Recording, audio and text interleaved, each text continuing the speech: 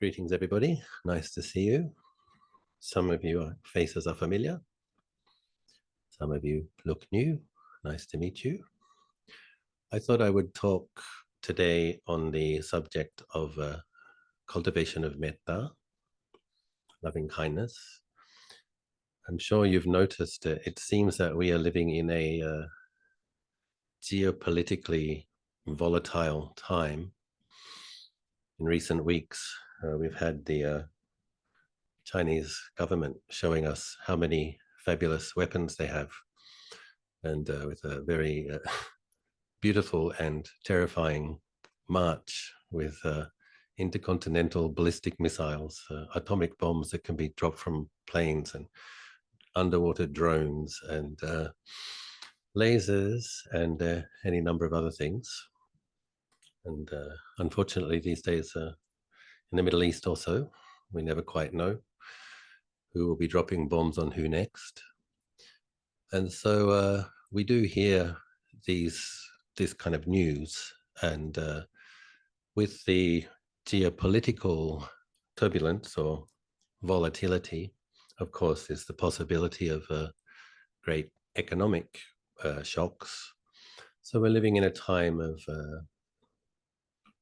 I think a lot of people probably feel anxious if they, we also live in a time where we hear more news and see more news. So this does affect us.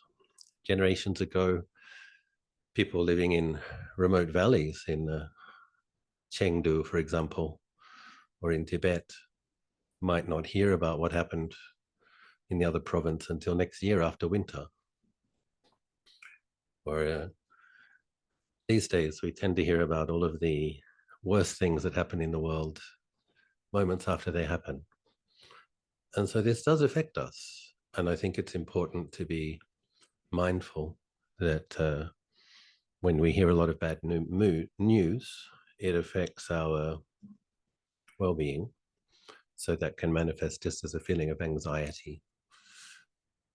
One of the things people can do when they're feeling anxious is then to dive into distraction.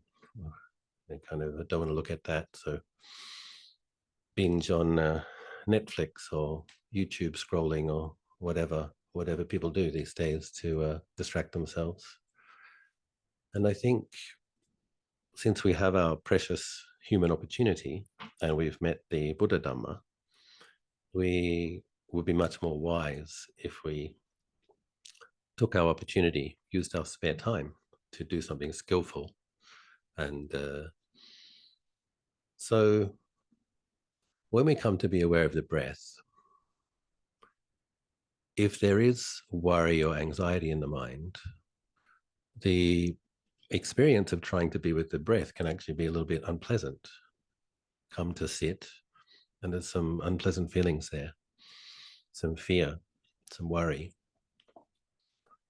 So this is when it's skillful to actually pick up a wholesome mind state and establish well-being.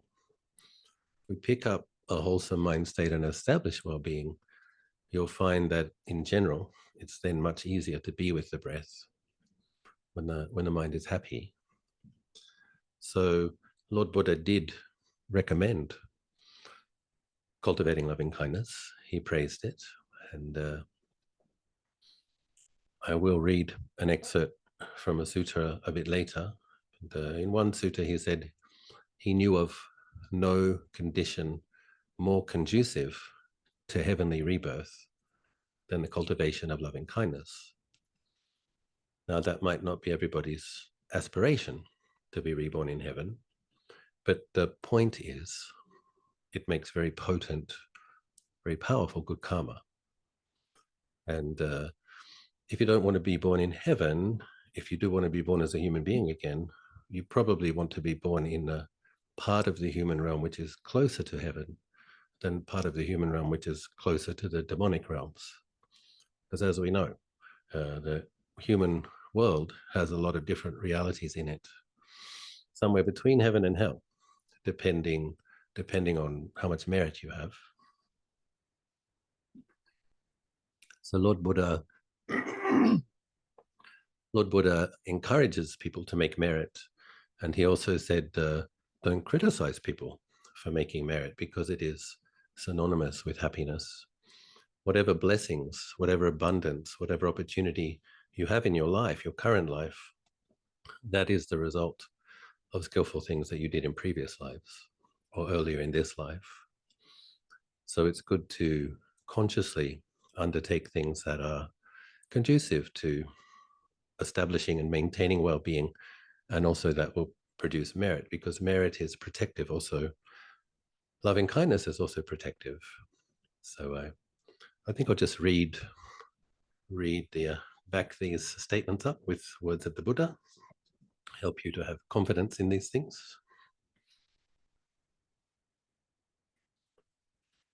This is from the Ma Punya Bayai Sutta in the Itivuttaka.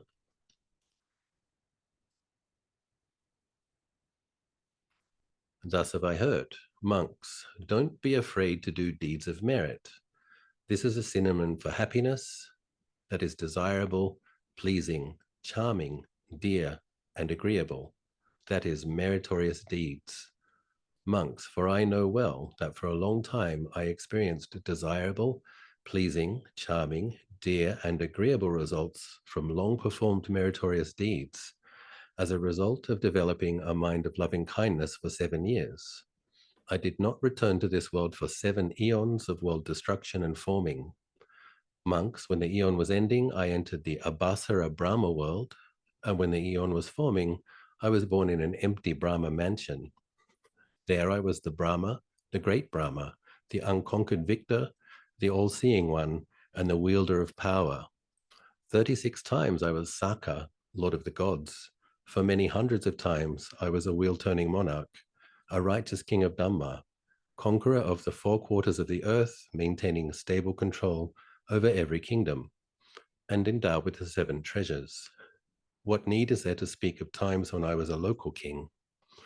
Monks, it occurred to me, what actions of mine result in the fruit, result in now having such great power and might? Then, monks, it occurred to me, this is the fruit of 3 types of actions, the result of 3 types of actions that I now have such great power and might, giving, self-control, and merit.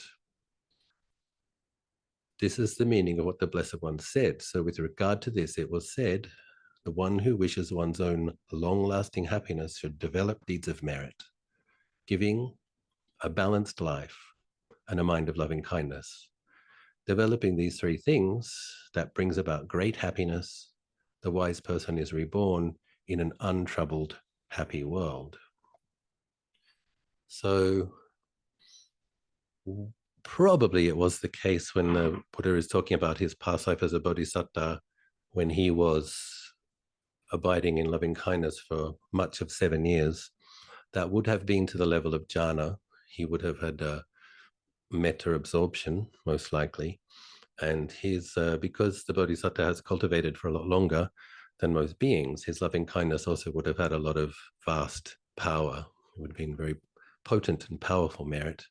And then when he said that he cultivated for 7 years, he probably was for much of that 7 years abiding in that state, many hours a day. But even so, most people don't want to be Mahabrahma. Most people don't want to be Saka for 500 lives or whatever it was. But the point is to notice, Lord Buddha is explaining that this particular cultivation, this mind state, leads to the upper echelon of samsara. It leads to the most pleasant, most safe places with the least coarse dukkha. So I think we're all interested in being somewhere which is relatively safe, and being somewhere that we have opportunities, and being somewhere where we don't experience too much coarse sense impingement. So this is where loving kindness is very useful. There's another sutta, the 8 benefits of loving kindness. And one of the benefits is, for those who cultivate loving kindness, the mind concentrates easily. So most of us would like a peaceful mind. Most of us would like, when we come to sit, to not have too much struggle. So here Lord Buddha says plainly, if you cultivate loving kindness, your mind will become concentrated easily. So it's valuable, very valuable. I want to talk recently, I've been doing some writing. Some of my students in Southeast Asia, some of my Malaysian students asked me to write a biography in English. And in doing this, excuse me, recollecting the earlier parts of my monk life, I was actually glad to do it because it was a nice way of recollecting what my teachers taught me. And it's kind of like Sangha Nusati, but in a more kind of personal and intimate way. Who were my teachers? What did they teach me? And there were a couple of occasions that I remembered with Tanajan Anand in particular. On one occasion, I was staying in the jungle on the border of Burma. I was going to be there for a 3-month period. And something kind of painful was occurring in my meditation, very painful. And this was giving rise to anxiety in my mind. I didn't know it at the time, but it was actually a positive development.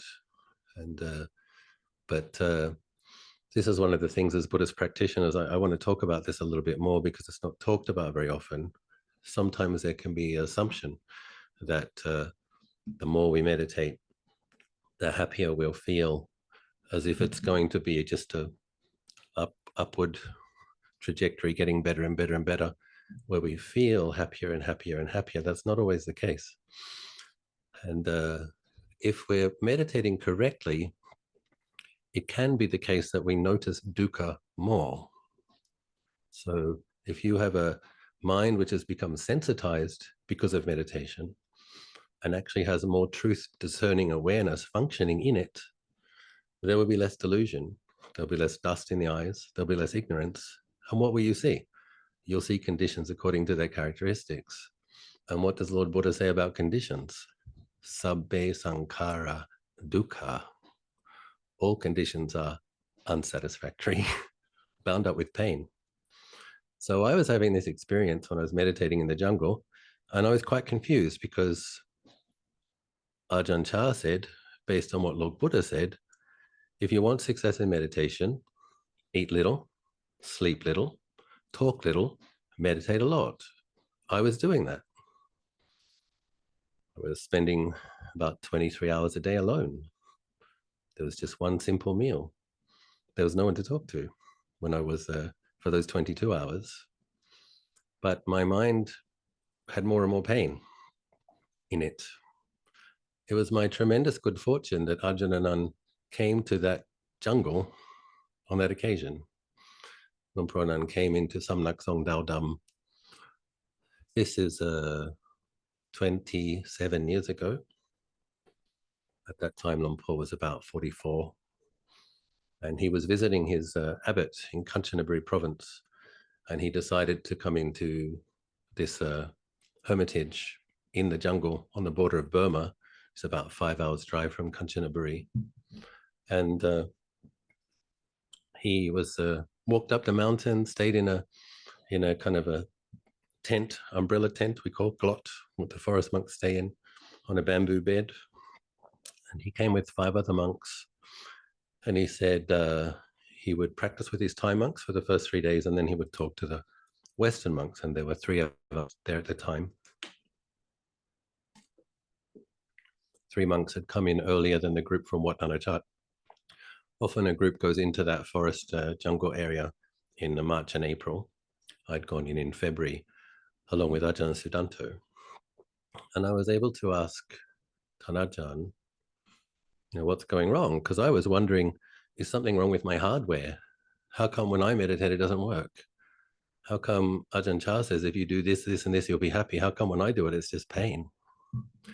And so what I was doing was, because I'd studied with Ajahn Sumedho in Amaravati, studied with him, and I'd learned through practicing with Ajahn Sumedho how to make the awareness more vast, more spacious, not be too willful. Practicing with the sound of silence, a more spacious awareness. And so when this pain arose, I just tried to make my mind more spacious. And what happened was the pain then filled the space. I made my mind more spacious, and then the pain filled that space. And no matter how spacious I could make my mind, it was just pain. And this was very confusing because, well, first of all, I was wondering where the peacefulness was, but also, uh, yeah, just what's going wrong? How come for other people it seems to work, but for, for me, the more I meditate, the more painful it gets. And so the other thing that was confusing about it was I couldn't discern if it was an emotion, if it was the ripening of a bad karma I'd done in the past that was just manifesting in the mind as painful feelings. I didn't know what it was. But it didn't feel like an emotion. There were no thoughts associated with it, but it was just pain and very painful. So anyway, Tanajanan came to the jungle, and it was my good fortune that I was able to ask him what's going on. And he said, actually, nothing's wrong. This is probably progress. What's happening is the sensitivity of the mind has increased before the equanimity. It's as though you are in a house that's on fire and you're burning with it. And then he said, but it is true, the house is on fire. Now, if we look at the fire sermon, we can see what Lord Buddha says about this. You know, the eyes are burning, the ears are burning, the nose is burning, the tongue is burning, the body is burning, the mind is burning with feelings that arise, stay for some time and cease, burning with birth, aging, and death, burning with association with dislike, separation from the light, etc. So, but what Lumpur said was he felt similarly when he was a young monk. And he said the only thing you can do now is patiently endure. Don't make less effort. Keep doing it. Keep doing what you're doing and patiently endure. Because by patiently enduring, that's what's going to make the mindfulness sharper, stronger, and the samadhi will develop so that in the future you'll be able to observe the house burning without burning with it.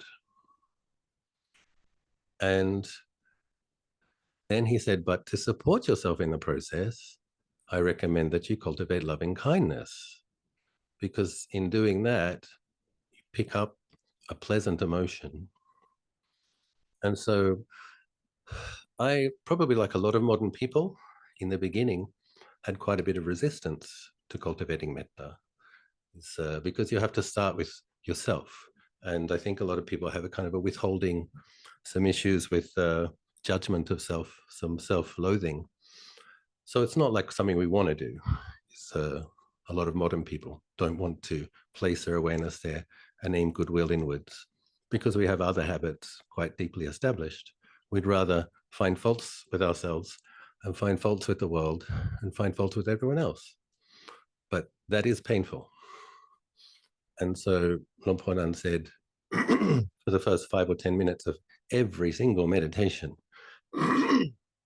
cultivate loving kindness to yourself. Hold that in your heart area.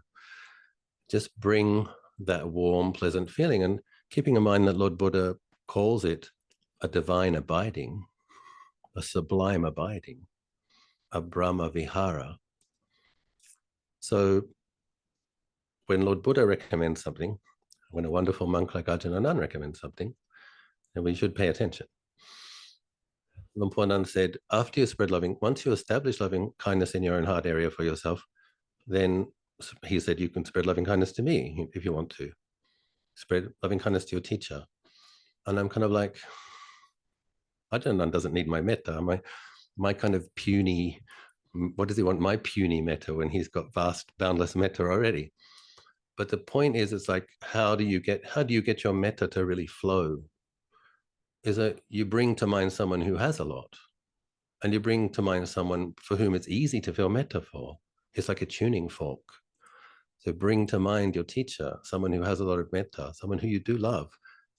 May they breathing in, may I be well, may breathing out, may this monk be. And the other thing is, when you have loving kindness for one of your teachers, it actually makes you more receptive to their blessings when they share merit. And when they share metta, when they spread their metta, it makes you more receptive. if you've inclined your mind with loving kindness towards them, you're kind of making yourself receptive to their blessings. And then, of course, we move on to neutral beings, and eventually difficult beings, and eventually all beings. But this was extremely helpful. At that time, I was going to have to be in the jungle for 10 more weeks, spending 23 hours alone. And so Ajahn Nun turned up just at the right time to give me this advice that helped me get through and supported me in the process of, bringing a little bit of coolness into your heart while you're patiently enduring with being in a burning house. I asked Tanajan at that time if I could come and train with him. It was the tradition at Wat Nanachat, the International Forest Monastery, for our second rainy season retreat, to spend it in a Thai monastery, go and practice some Thai and meet some Thai Achans. So I'd met Tanajan already. He gave me advice that seemed to make very good sense and was very helpful. So then I thought, okay, I'm going to go and stay with Tanajan. But then in those days, Tanajan's monastery, there was one other Western monk, Tanajan Kalyano. At the time, Ajahn Kalyano was studying the Abhidhamma.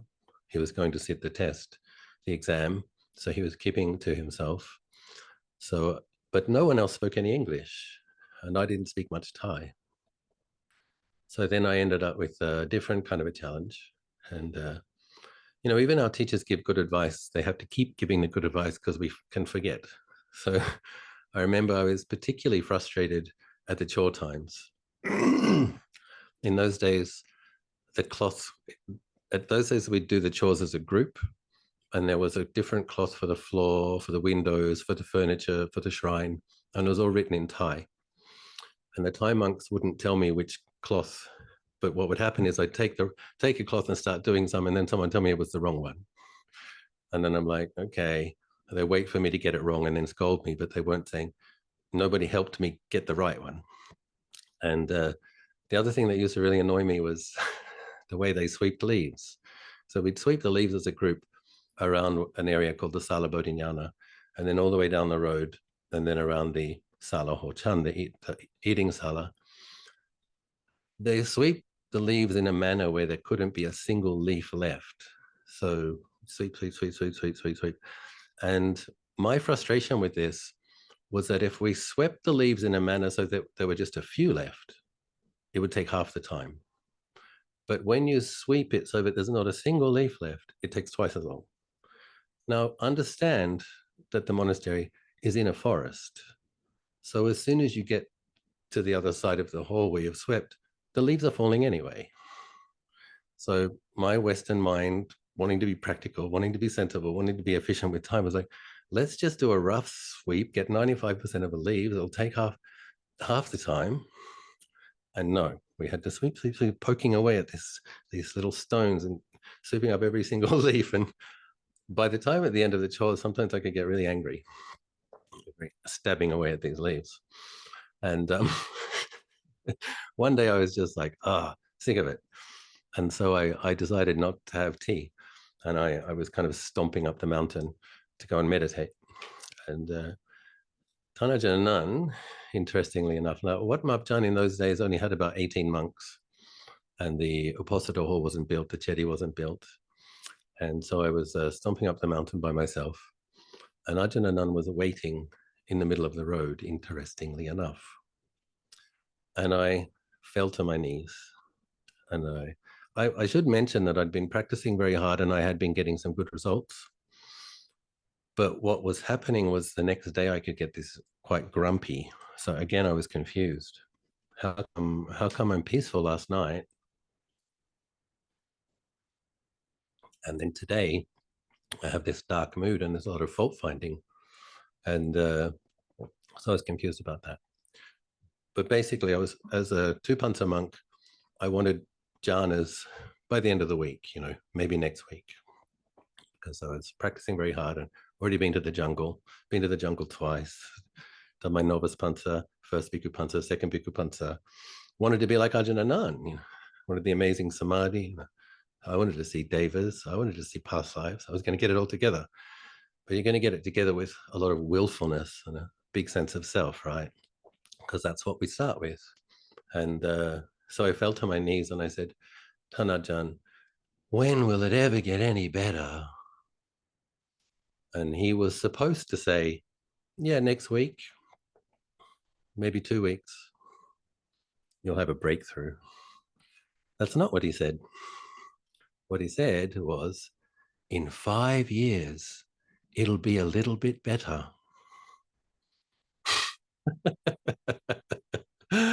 And I was kind of like, kind of felt like this balloon that kind of went,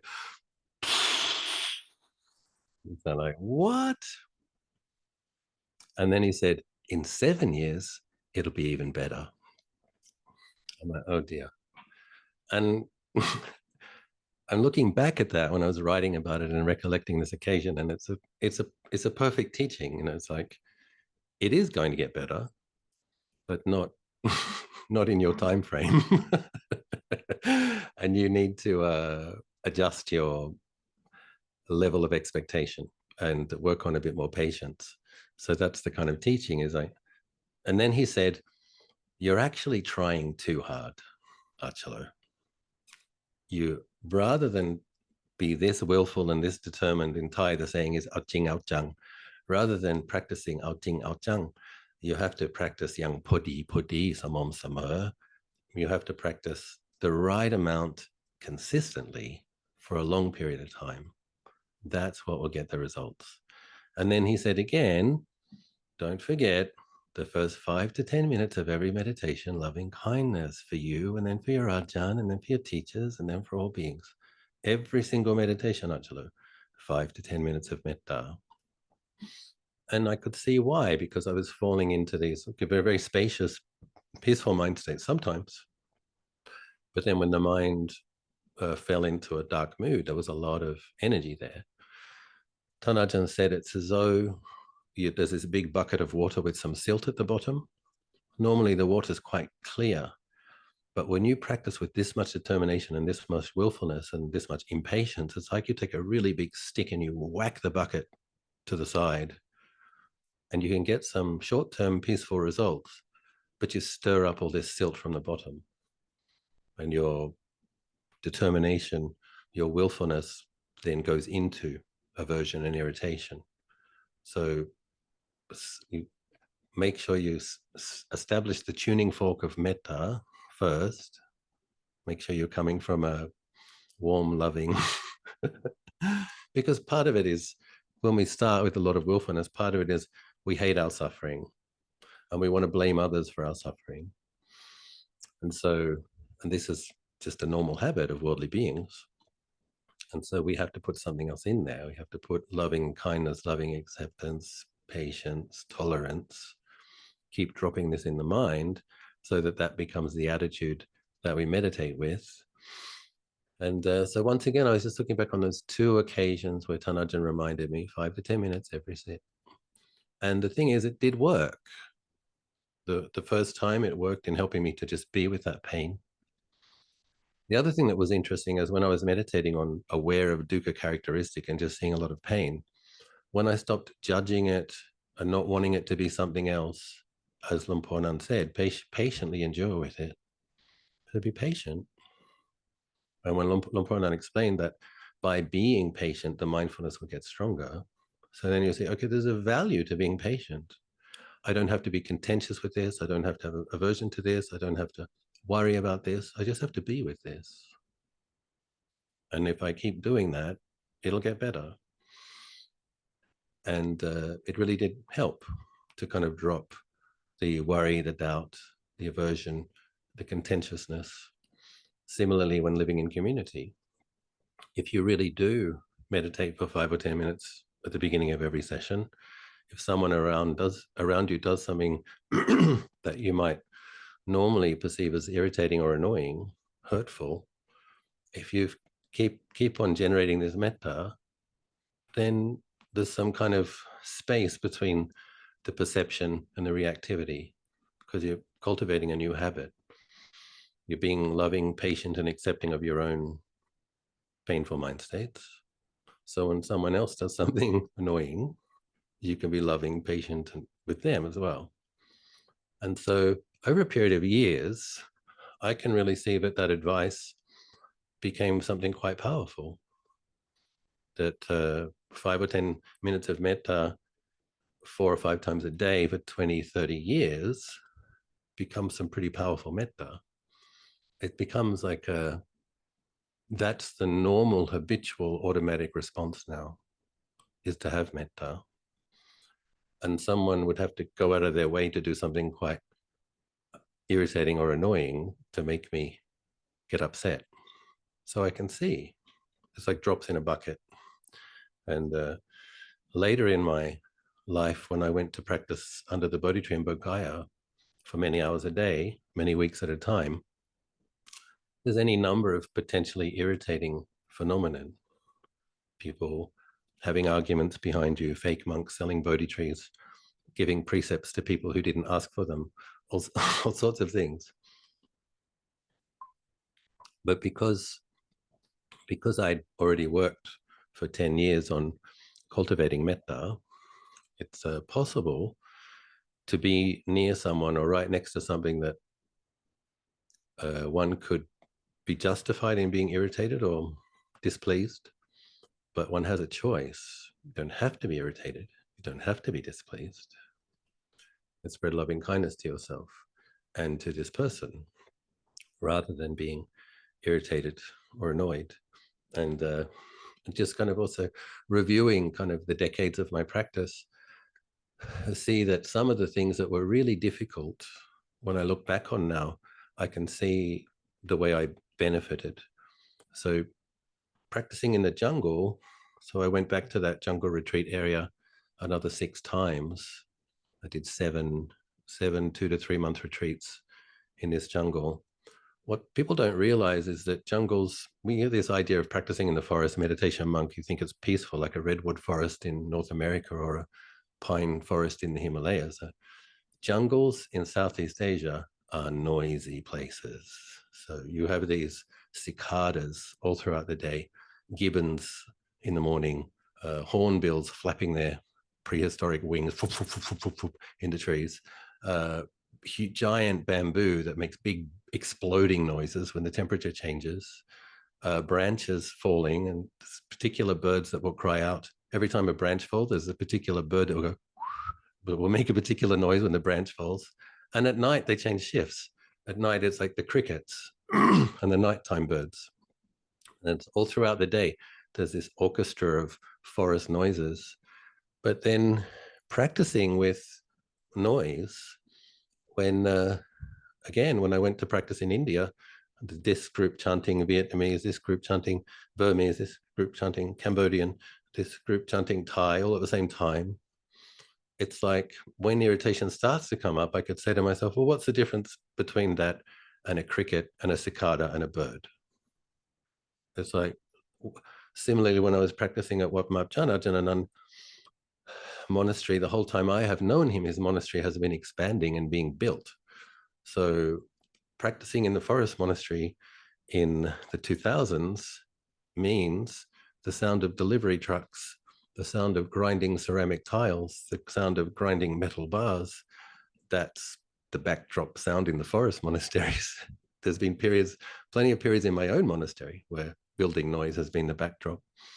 And so training to be meditating, Luang Por Chah says, somebody came to complain to Luang Por Chah, there's a lot of noise, it's annoying.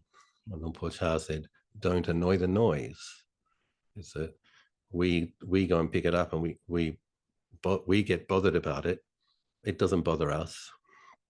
And so by the time I started doing intensive meditation retreats under the Bodhi tree, I'd already meditated with cicadas, crickets, birds, gibbons, grinding ceramics, grinding metal, delivery trucks. And so it was like, okay, I can do this. I can do this. It's just hearing. And but the metta gives you something to do. If the mind does start to go into irritation, breathing in, may I be well, breathing out, may I be happy. We just get skilled at picking it up more quickly.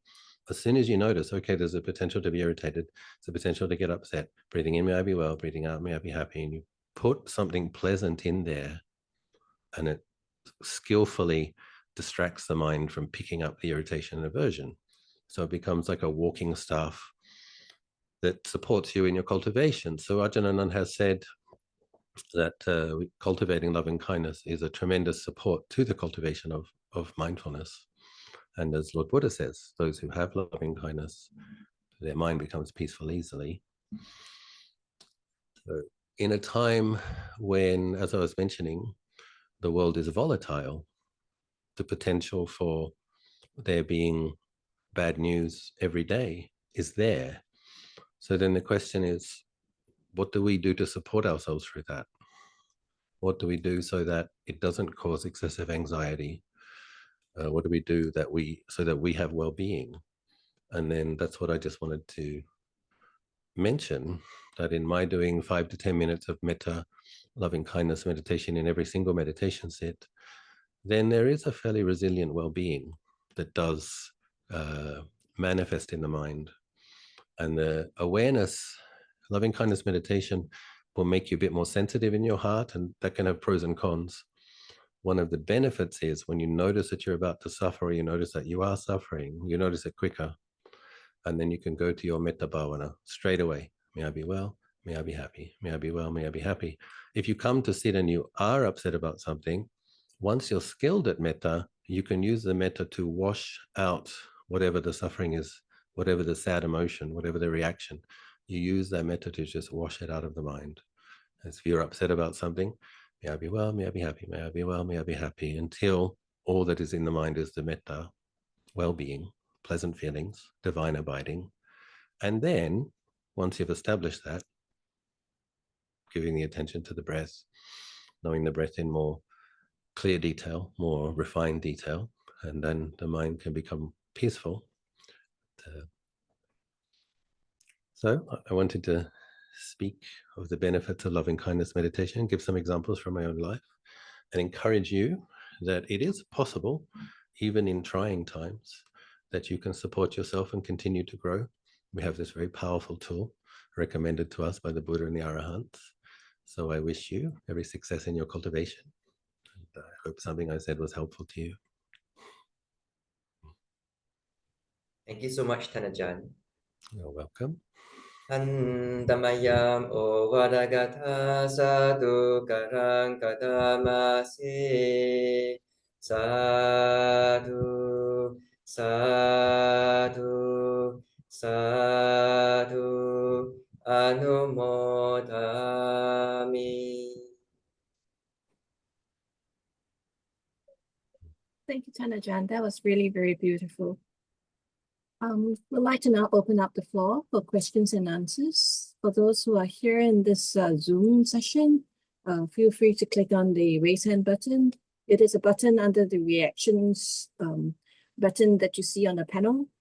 And then we'll invite you to unmute. Okay. I'll kick off with the first question first, Tanajan. Okay. So Tanajan, in your experience, how can we cultivate compassion that is steady and wise? You know, a compassionate cultivation is slightly different from metta cultivation. And how do we kind of, care deeply, even though we're very overwhelmed by the suffering? Yeah, so good question, thank you.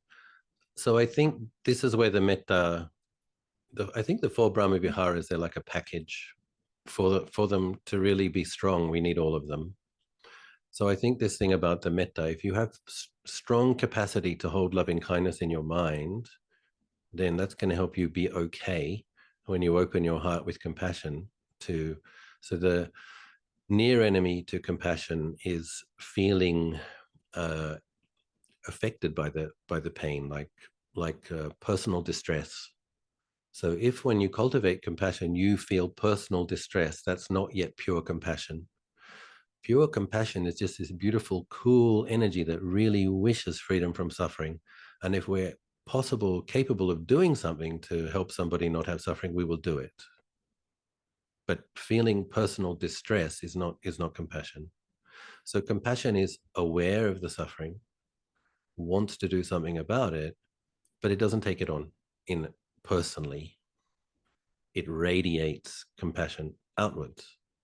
So if we find that the mind is going into a somewhat traumatized state or distressed, then we need to pick up the metta meditation for ourselves and make sure the metta is really strong before we move on to cultivating compassion again. And it's linked also to equanimity. And one of the most important things that makes equanimity possible is understanding the law of karma. So a lot of the things that can affect our compassion and make us not have pure compassion is when we start having opinions like, they shouldn't have done that, it shouldn't be like this isn't right. When there's commentary, an aversion in the commentary, that's also not pure compassion. We get self-righteousness, big sense of self. So that's not compassion. So compassion is caring. Compassion is doing something if you can. But if you find the mind starts to fall into a negative state, then you have to come back to, may I be well, may I be happy, may I be well, may I be happy. And then you reestablish that goodwill. And then for pure compassion, we also don't pick sides. This is hard because we tend to think in terms of innocent victims and terrible perpetrators. And actually, that's not true either. If we really understand compassion, and if we really understand the nature of a mind that is defiled, that is acting on its defilements, that mind in that moment. So the person who we might see as a perpetrator, a horrible person, that person is suffering in that moment while they're causing harm to somebody. And so we have to, in pure compassion, we understand the person whose mind is affected by negative qualities, who's acting on that, is suffering in that moment, even as they cause the other person emotional and physical distress. We also have to understand that the person experiencing emotional and physical distress probably treated other beings just like they're being treated. And now it's coming around again. So it's like, wisdom. We have to have wisdom. We have to have skillful view to truly cultivate pure compassion and understanding the law of karma. Of course, a certain amount of samadhi is very important. This is why we need to have good breath meditation, good metta meditation, because samadhi is also an important component of equanimity, being able to hold some equilibrium, being able, Tanajanan says all the time, keep the mind in the middle, not falling into liking and disliking, keep the mind in the middle. And so being with our breath meditation, making sure there's some stability, and then making sure we have the intention of loving kindness, and then we try to cultivate compassion for all beings, not choosing. We try to aim for impartial compassion, but it is recommended that we kind of go in baby steps. So we have compassion for the person for whom it's easy to have compassion for first. And then once we really get a sense for what real compassion is, what pure compassion is, we include more beings. But yeah, so how do we have consistent and stable compassion? Well, that's the result of, I don't know, a decade of practice probably. But we go at our own pace and we do the best we can. And, Thank you so much, Tanajan. So there are a few typewritten questions here. Yeah. Please allow me to read it out to you. Okay. One of them is from Laisan. Ajahn, just now when I was wishing someone who is a family member who is suffering, well and happy, my heart felt heavy. Is this normal? I admit Tell me again, please. The heart felt what? the heart felt heavy. Yes, okay. Okay, it's just normal. I admit I'm rather sensitive to the person's suffering. Thank you. Right. So one of the things I've learned over the years is try not to send the mind to the person. Don't send the mind out. What you want to do is visualize them in front of you. And you're still aware of your in-breath and you're still aware of your out-breath. So you still have this body-based mindfulness. And then you spread loving kindness to that person. You bring them to you, but you stay within the parameters of your body and see them smiling in front of you. I had that experience in the past. I used to spread loving kindness, send my mind out to the person, and it would pick up the emotion and come back with the person's emotions. and that's not actually helpful. If a person's got really powerful metta, really powerful compassion, they can just take on a bit of someone else's suffering and wash it out of the mind quickly. For people in the beginning or intermediate stages, you can pick up a person's emotion and take it on, and then that can be slow you down. I'll give another example that illustrates this. Another occasion when I was sweeping leaves and I was upset, and I remember I was like, why is it like this? Blah, blah, blah, blah. And I was really hot. And I noticed that my face was smiling involuntarily, and that my body and mind felt light and bright, and there was just no suffering. And then I saw Ajahn walking by the corner of my eye. And I asked him the next day, did you do something at leaf sweeping time yesterday? He said, yeah, I did. And he showed, he did body language. He did this. He said, I knocked your mind state out of your mind with my loving kindness because I wanted you to see that it is actually possible to sweep leaves and not be miserable. Then I asked him, could you do that every day, please? And he said, no, you have to learn to do it yourself. But I did it for you once so that you could see that it's possible to be in that body and sweeping those leaves and not be suffering that much.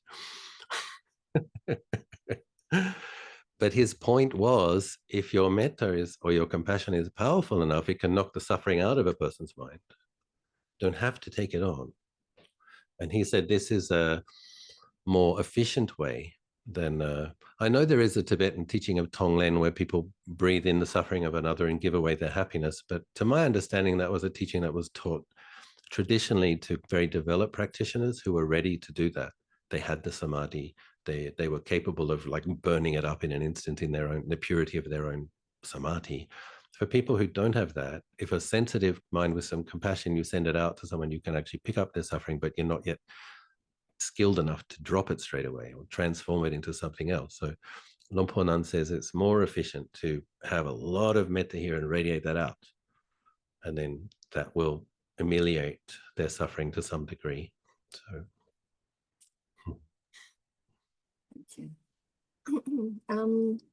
I'd like to invite Alan from the UK to please unmute yourself. Yes. Thanks. Yeah, thank you. Can you hear me okay? I can hear you, Alan. Yep. Yeah, thanks, Ajahn, for the talk. It's really insightful. I'll just share a little bit of context and then I'll ask the question if that's okay. Yeah, sure. So just to be honest, I have practiced the metta practice that you described, loving kindness to yourself and others and neutral people in the past. And I've tended to find it quite mechanical. And therefore I haven't practiced it much over the years. And you described it in your own experience, when you were in Burma, about feeling difficult sensations, etc. So what I've tended to do is if I'm throughout the day or in formal meditation practice, if I sense a difficult emotion, maybe something like fear or anxiety comes up, or anger, is I tend to just, I'll feel that sensation in the body, allow it, be with it, just sit with it.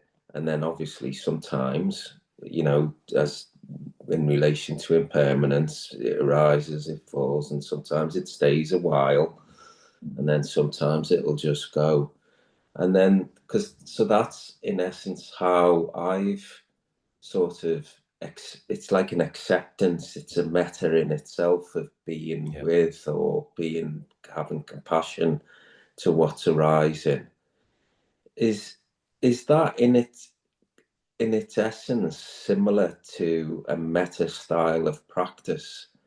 And when would you, is that in itself useful or skillful as an alternative to the practice that you described in today's talk of, Yeah. So I understand what you're saying. Yeah. So the context that I was talking about is in a world where the likelihood of hearing bad news that gives rise to a sense of anxiety is increasing, then loving kindness is going to become more important to a lot of people.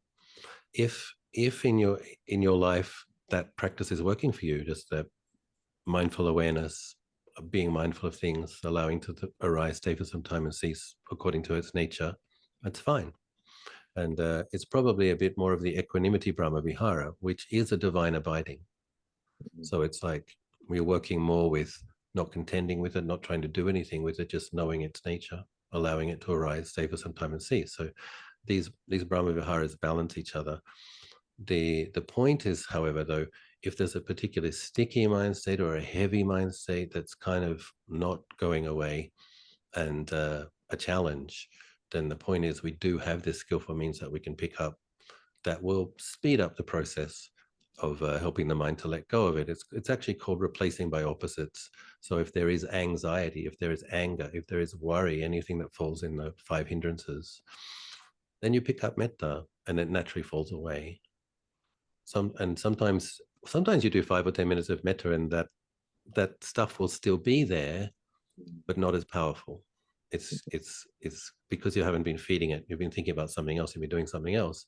It doesn't have the same power that it might have had if you didn't do the metta. So yeah, I do think there's a lot of value to just that broad, clear knowing that knows things, the nature, the feeling, and allows it to cease of its own accord. But you can also do that after 5 minutes of metta, right? So Yeah. whatever's there after that, if anything lingering mind states, any hindrances, then that's what we do after the metta as well. Okay. Many thanks. That's really helpful. Thank you. Welcome. Thank you, Alan. Malika, you have your hand up. Malika? Yes. So nice to meet you, Ajahn. I'm a Nice friend to see of you again, Malika. yeah, I'm a friend of Mechi Emily. Oh, good. And today, 2 of your friends came, Anton and Sonia, to Dhammagiri today. Okay, you met them, my good Dhamma friends. Yes. That's how they told they know you very well. Ajahn, my question is, like, with all these wars and things going around, how is it? Take this.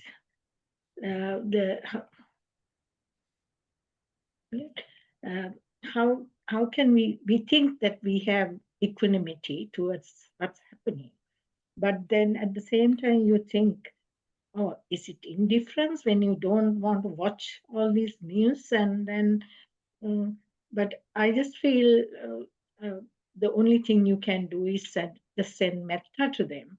Yeah. So Indifference is the near enemy to equanimity.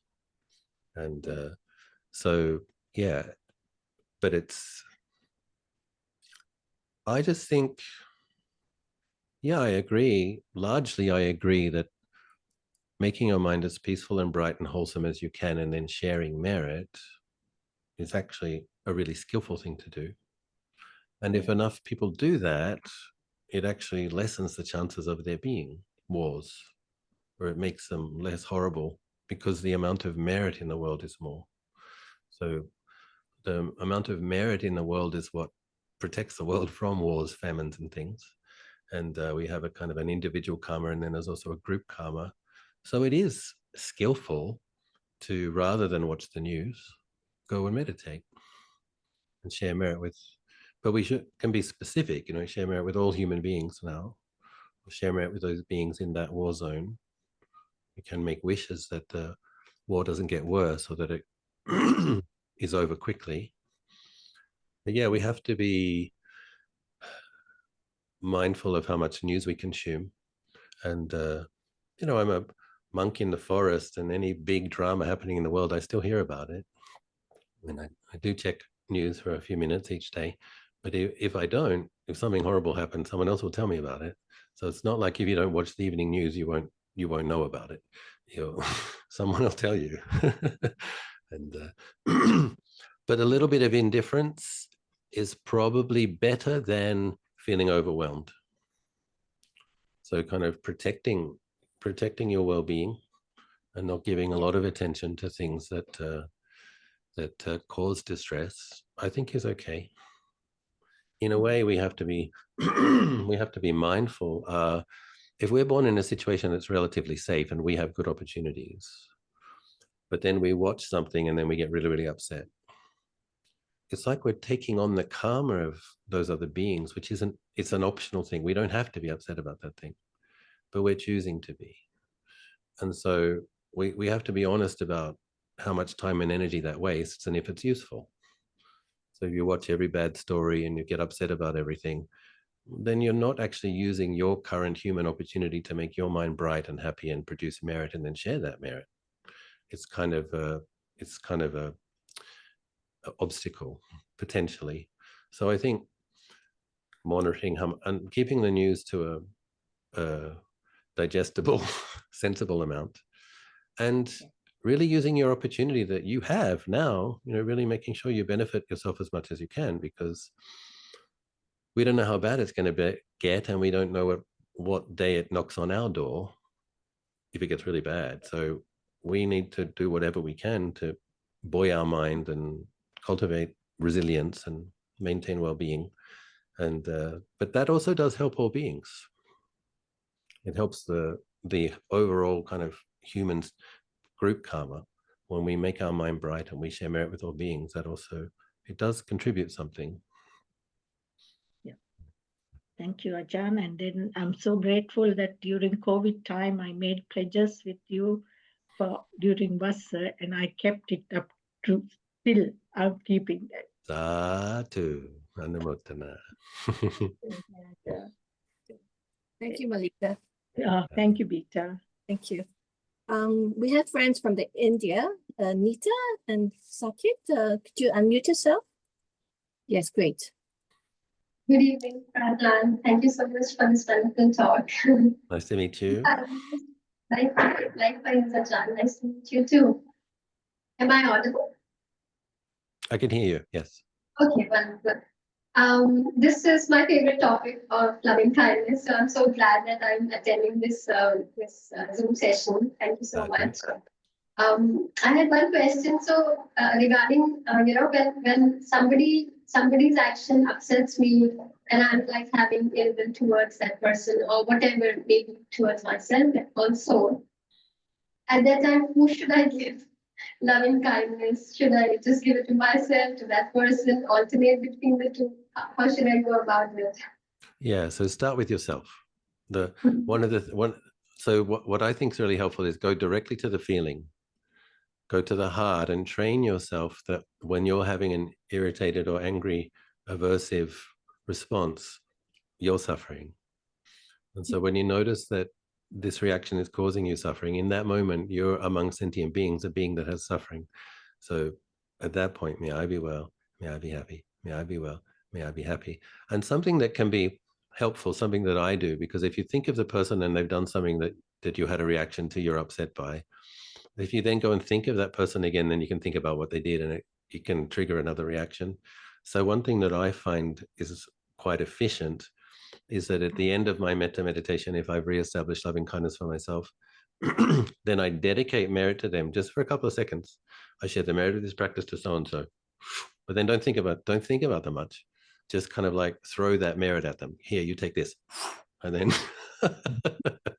and it's like, it's something that isn't contentiousness and reactivity and grudge, it's a little bit of bright light that you're throwing in their direction, and then go and do something else. Try not to think of it, because, and then, probably if you have to see them again, you're going to have to bring some mindfulness to the situation. But yeah, I think establishing metta for oneself and sharing merit with that person, because that's like, you're not closing the heart off to the person. You're still trying to benefit them, but you don't have to think about them for too long. It's just a couple of moments, send the merit their way, and then then go and do something else. I find that quite helpful.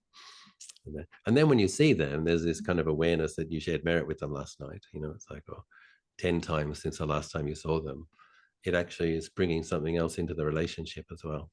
So, and it might affect the dynamic if the merit is potent enough. This is a great practice. I'm definitely going to try this. Thank you so much. You're And I look welcome. forward to seeing you in the venue. Yes, you come with a good review by Mr. Yusinto. Today we booked our tickets to both guys, so we are really looking forward to that. Okay, look forward to seeing you. Manajan, we have a couple of questions that are written. Do we still have some time? Unfortunately, I actually have to go. You know, I've come. It's actually Lumpur Opat's what they call Y Crew Day, a day that you pay respects to the Teachers' teacher. Day. Right. That's right. And so Lumpur Nan called me yesterday and instructed me that I should come. So I'm here, and we have a ceremony that we need to go to. Okay. And so I'll be meeting Lumpur Anan in a few minutes. Okay, we shall end now.